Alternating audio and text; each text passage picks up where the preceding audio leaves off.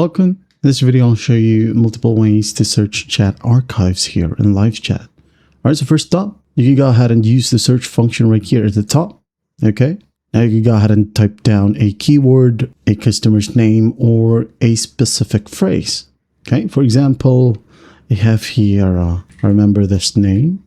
Okay, as you can see, I've typed it down and you'll be able to see search in archives. Okay, you can go ahead and click on it, wait for it to load, and as you can see here we have my customer. Okay, let's say I'm trying to find here refunds,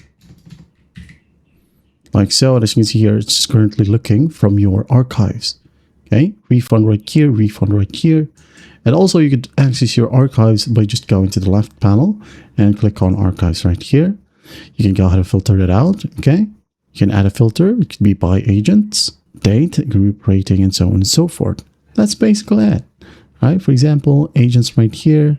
I'm going to go ahead and look for this guy, and then I'm going to tap away. And in this list were all the customers that Agent Ryan have encountered. All right, there you have it. That is how you search chat archives here in LiveChat. I hope this video helps, and I'll see you in the next one.